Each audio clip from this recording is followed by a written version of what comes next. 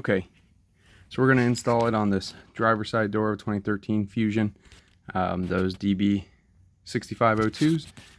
So one of the first things you need to do is get the door panel off. So bear with me, doing this one-handed can be kind of a pain, but you can get like a pick, or you can sometimes just with one hand lift it up and clip it out.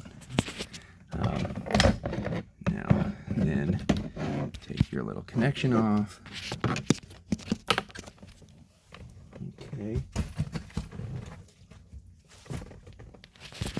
All right, so that's off. Then with you actually will need a pick. Always go to the front side. I know the lighting's not the best in here, but get your pick and go to the front and lift it up, and then it pops right out pretty easy. And you notice there's these tangs that point backwards, so that's how you pull it, and it comes off pretty easy. Set that aside. Now you're going to have two 7mm on the bottom, two 5.5s in the center, and one 10.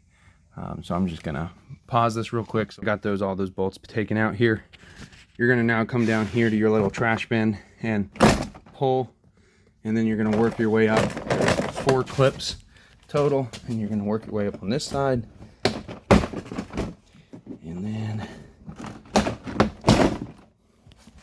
and now that it's off like this, I'm gonna actually set you up here. Let's see if you can see that well.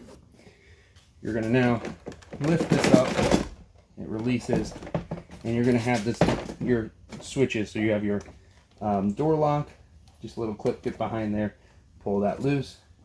Then you have a couple more connectors here, and memory seats for this one. Now you have your door handle here.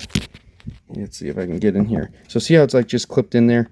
What you're going to do is you're going to pull this handle out just partially, and then going to yank it towards the door away from the panel.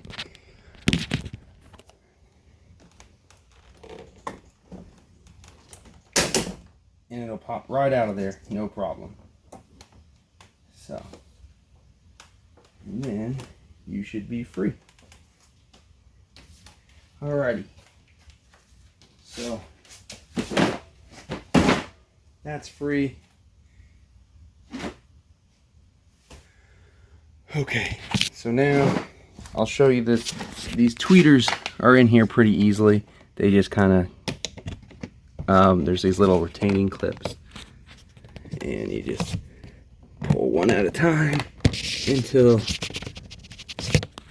if I can, it's very difficult to do one-handed, of course. As you've probably seen in every YouTube video, someone has problems with their holding the camera unless they are using an actual stand, and I don't pay for that stuff, mainly because I am not a big YouTuber. Just getting started here. Anyways, so alright, so now what you're going to do is you're going to disconnect this.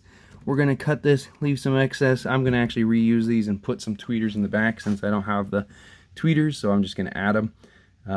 So there's the 2 outside wires go to the actual speaker, and then you have the crossover, which is the 2 center wires, which actually go back up to your tweeter here.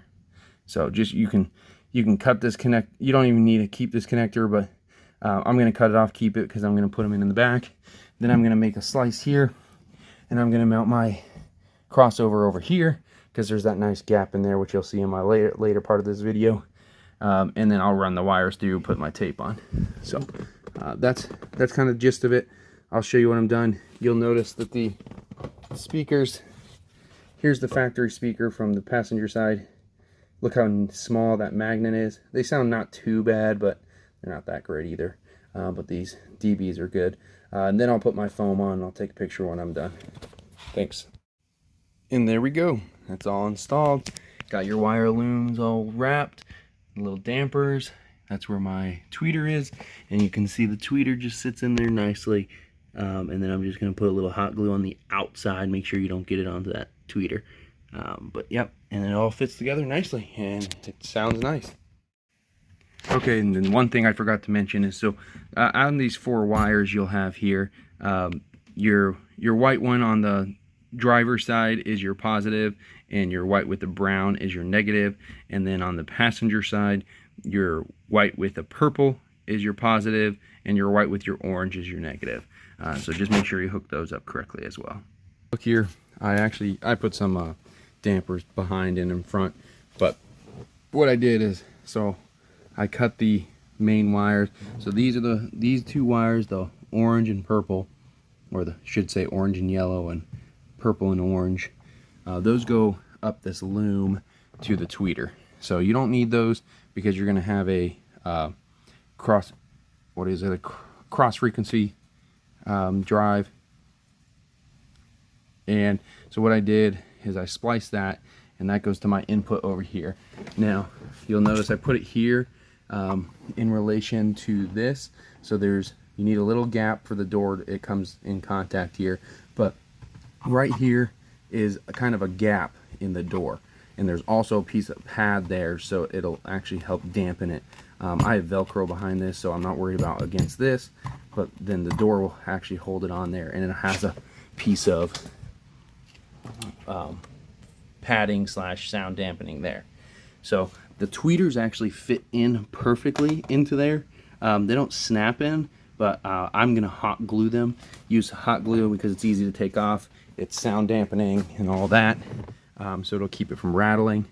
But this fits in really nicely to the DB6502.